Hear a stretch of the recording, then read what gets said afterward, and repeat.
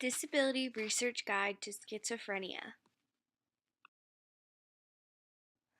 The federal definition for schizophrenia actually falls under the federal government's IDEA definition for emotional disturbance, which means a condition exhibiting one or more of the following characteristics over a long period of time and to a marked degree adversely affects a child's educational performance.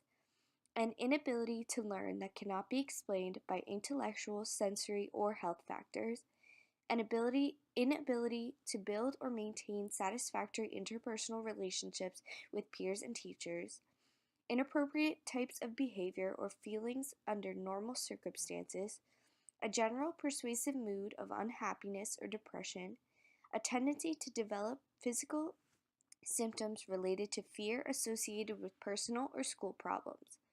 Emotional disturbances include schizophrenia.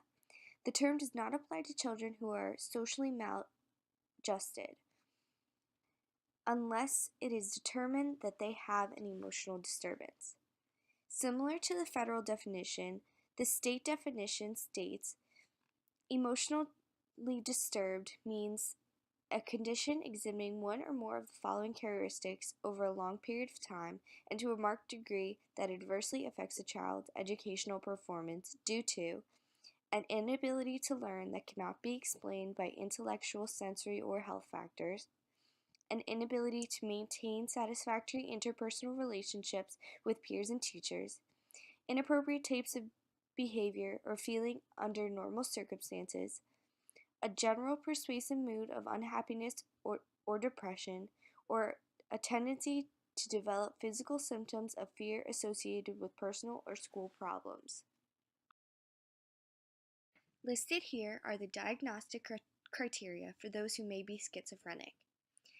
Characteristic symptoms, two or more of the following, each present for a significant portion of time during a 1 month period, or less if successfully treated. 1. Delusions. 2. Hallucinations. 3. Disorganized speech. 4. Grossly disorganized or chaotic behavior. 5. Negative symptoms. Two of the developmental characteristics of a person with schizophrenia are cognitive and social. Cognitive consists of delusions and hallucinations. Delusions and hallucinations are some of the most common characteristics of people with schizophrenia. There are several different types of delusions that a person with schizophrenia might have. There are paranoid delusions and delusions of grandeur, just to name a few. These delusions and hallucinations are very significant because they can drive a person with schizophrenia insane. They also have difficulty expressing words and are constantly thinking. It is not uncommon for them to lose track of their thoughts mid-conversation. It usually results in the conversation ending. Social characteristics explains that people with schizophrenia don't really like to be social or have contact with anyone for that matter. It is difficult for them to communicate with others because they cannot think straight. They prefer to be alone with their own thoughts and talk to themselves. Two more developmental characteristics are physical and emotional. The first emotional characteristic says blunted or flat effect, meaning that they do not show emotion to the extent that most of us do. People with schizophrenia do not show much emotion. People with schizophrenia find themselves out of touch with their body as well, because they can feel like they have no control over it. This is also known as depersonalization. Desireless means that they want nothing and are seeking nothing. People with schizophrenia have no desire to want things for themselves and for their life. It is hard for them to be happy because they have lost all of their emotion and personality due to their illness. Physical characteristics include odd motor behavior, also known as catatonia, a cessation or slowing of movement. Staring is a common characteristic because it usually occurs when a person with schizophrenia is deep in thought.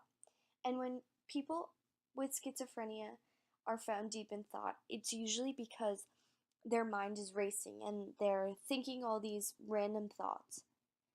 Difficulty focusing is not uncommon because they are focused on so many other things going on in their heads. Clumsiness is also common because when people with schizophrenia feel out of touch with their bodies, they lose control of their movements. The last developmental characteristic is level of functioning. People with schizophrenia often experience negative symptoms which are related to their inability to function normally. They lack the ability to take care of themselves properly, such as proper hygiene and their everyday appearance. Their lack of emotion also has a great impact on their level of functioning and makes it difficult for them to be around people and function normally with them. The strengths of a person with schizophrenia are very limited, but certain medications can be helpful in allowing people with schizophrenia to live a more normal life. But schizophrenia is extremely harsh and does not affect many people. So when it is diagnosed, it is very hard to come back to reality and live a normal life. Because there are not so many strengths to living with schizophrenia, that means that there are even more challenges, like difficulty functioning normally, not able to maintain proper social relationships with others, feeling isolated from life and having no control of thoughts and emotions, and constantly thinking impossible thoughts and having delusions and hallucinations that are uncontrollable. These are some of the ways I would support a student with schizophrenia in my own classroom. The first thing I would do would be avoid experiencing stressful situations. Oftentimes, stress can push a person with schizophrenia to their limit and make them feel overwhelmed and flustered. As a teacher, it is important that I help the student avoid these stressful situations by making sure their materials are easy to locate. By making the materials easy to locate, this can help the student find things easier and quicker. This avoids the type of situation that may occur when a child gets stressed trying to search for a material like a pencil. The second thing I would do would be create an environment that makes the student feel safe. People with schizophrenia are not very social, and forcing them to be social can overwhelm them. I would create a desk area in the classroom that is specialized for a schizophrenic student, which makes them feel like they are isolated from the class, but are still close enough to hear important information. The third thing I would do would be make sure that this schizophrenic student has the proper amount of time to gather their thoughts and have moments for themselves. These are some resources that can help serve a schizophrenic student. The first is giving the student a teacher's aid to assist them with everyday tasks. This will help the student be able to be more focused in the classroom. An aid can also help the student when they are feeling uncomfortable or need to be somewhere more private. The second thing would be informing other students on what schizophrenia is. If one student in the classroom has schizophrenia, it can be difficult for other students to understand what is going on. Showing other students an informational video on what schizophrenia is can help them understand how to interact with the student and show them that it is okay that another student is different from them. The third thing is making sure the teacher is informed. Making sure the teacher understands what schizophrenia is can be extremely beneficial. If something were to happen in the classroom, the teacher should be able to know how to control and handle emergency situations. The fourth thing is providing necessary material to the student. Sometimes a student's focus can be lost when there are so many thoughts racing through their head.